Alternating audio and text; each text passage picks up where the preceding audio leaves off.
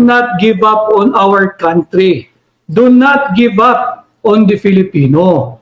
Do not give up on our advocacies calling for transparency and accountability. Do not give up on our fight and war on corruption. Hindi po mahirap mahalin ng Pilipino. Hindi po mahirap mahalin ng Pilipinas. Ang sumisira talagang hindi natin mamamahalin at mayakap-yakap yung mga corrupt na politiko. Yan po ang labanan natin. And I encourage all of you to take an active part this coming midterm election. Not necessarily me. You choose.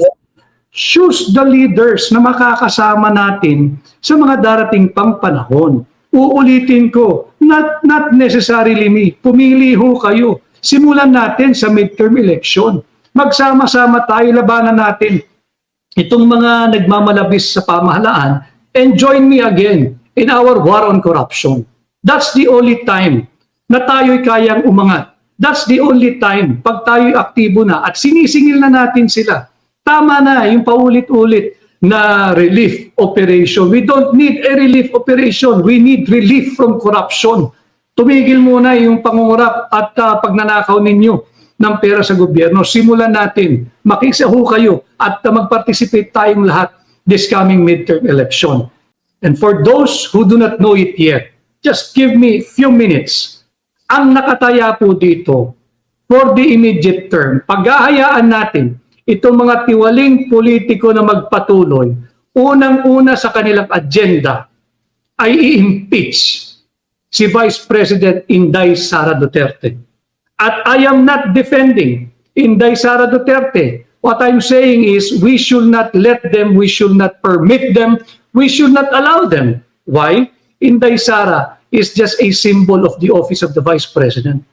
Pag hinayaan natin sila, kayo po ang linalapastangan.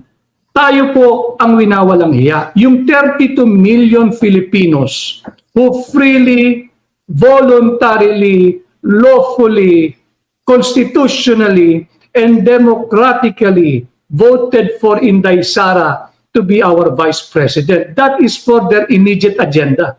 For their midterm agenda.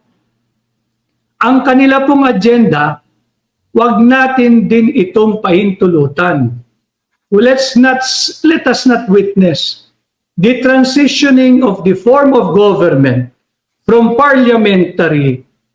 presidential rather to parliamentary. Yan isusulong nila yung huwad na charter change na yan.